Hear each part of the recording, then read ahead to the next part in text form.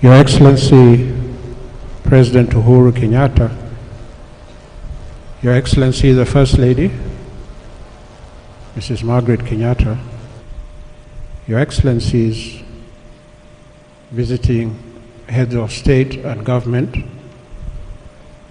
Your Excellency the Deputy President, Dr. William Ruto, Your Excellency Mrs. Rachel Ruto, ladies and gentlemen, Your Excellency, today my heart feels very heavy. It has been quite an arduous week, and today I woke up with a tremendous sense of sadness and loss. And I did not know whether I would be able to speak, but because as a family we have been told wherever somebody has shown you kindness or done something good for you, you have to express your gratitude. I stand here on behalf of my family, my immediate family, and the entire Kibaki family, to say, first of all, we are very grateful to you, Your Excellency, for all the care, the love you have shown to our father from the day he retired in 2013 up to this moment. Mzee has not wanted for anything. Your government has assisted him in everything that he has required. Indeed, in his latter years, in his final years, when his medical condition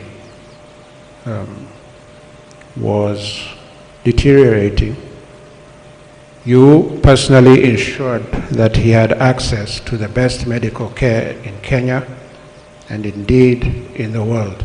And for that, we are truly grateful. Your Excellency, of course, we have had our hiccups over the last 9 or 10 years in looking after Mzee. But where we got stuck, the mere threat of suggesting that we are going to give you a call for further guidance would ensure that whatever was requested by the family or by Mzee was done quite expeditiously. Secondly, as a family, we would like to thank His Excellency, the Deputy President, Dr. William Ruto, who has called us and even asked his staff to call us since Mzee passed away on Friday.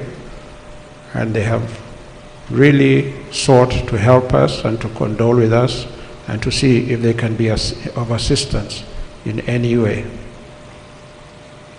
Thirdly, we'd like to thank the Armed Forces of the Republic of Kenya. You know, when Mzee passed away 1 week ago, last Friday, the military immediately took over operations at Nairobi Hospital and at Lee Funeral Home. So for us as a family, it was almost like a double loss. We had just lost Mzee, and then an hour later, the military took over and took Mzee to Lee Funeral Home, where they prepared him.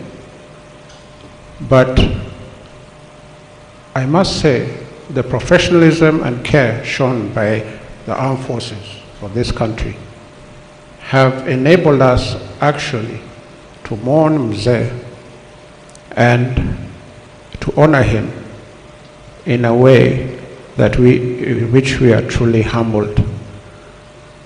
I have met colonels, I have met brigadiers. Indeed, I have even been saluted by generals. And I remember when I was walking into Parliament buildings where Mzee was lying in state on Tuesday, and I was saluted by so many military officers,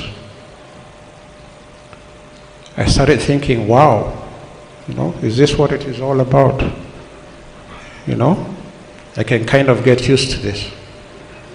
Maybe I'll give it a try.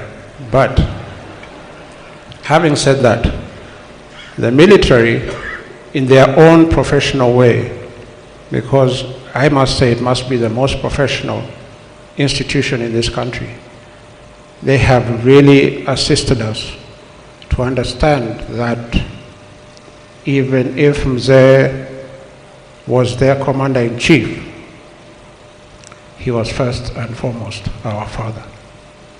So, General Kiboshi, as a family, we say, Asante Sana. Finally, but most importantly, we, the Kibaki family, would like to thank our fellow Kenyan citizens who have come out to honor Mzee, to mourn with us, to grieve with us, to condole with us, and to tell us pole. We have met so many Kenyans on Monday, Tuesday, and Wednesday when Mzee was lying in state. And we have listened to stories of how he was their father, their grandfather, somebody they related with, like, anyone would relate with a parent or a grandparent. And we realized as a family that the loss was as great for Kenyans as it was for us, and that in its own way comforted us. I remember thinking, at one point, because on Wednesday there were so many people queuing in line, if Mzee was just to wake up for 1 minute, I think you'd even wonder, where are all these Kenyans going? Where they are coming to look at me, to see me? Why are they not at work? You'd have probably told us all, wacheni kuregarega na murudi kazini. Because for him, work was very important. If there is one word that can encapsulate the life of President Mwai Kibaki, it is excellence. Mzee lived to excel. From the minute, or should we say the moment he left Gatiaini village in Othaya to begin his education, up to the day he retired as president of this country, that journey has been a journey to excel. And excelling does not always mean succeeding, but it means trying your best. And what Mzee inspires us to do is to do our best. So, as Kenyans, as we send this great lion of Kenya to rest beside his beloved wife, let us dedicate ourselves to excel for Kenya. You see, Mzee loved Kenya and Kenyans with a passion that most Kenyans don't know. And it is that love and passion that almost, enabled him to dedicate his life to this country.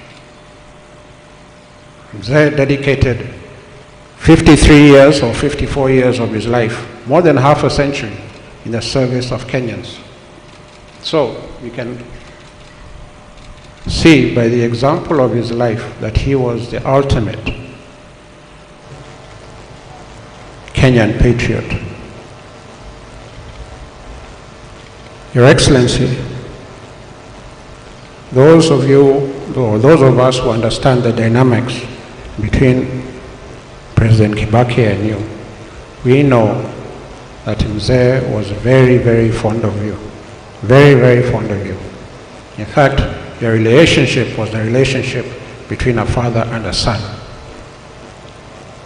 There are times I would watch the TV evening news with him at 7 o'clock. And when the news came on, you'd even start dozing when some politicians came on. And when, he'd even turn to me and say, Jimmy, this fellow has been speaking for 10 minutes and there's nothing he has told us. And you'd go back to dozing.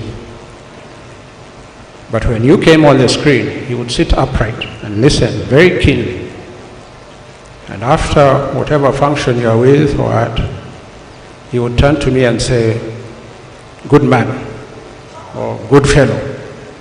And for those of us who knew President Mwai Kibaki well, we knew when he said something like that, that was the ultimate praise. He could not say more than that. If the measure of patriotism is one's service to the country, then President Mwai Kibaki was a great son of Kenya.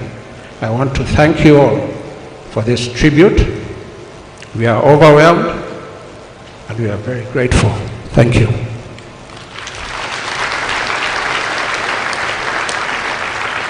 Allow me to kindly ask you all to give a real hearty applause both for our president and for the family who have offered him to us.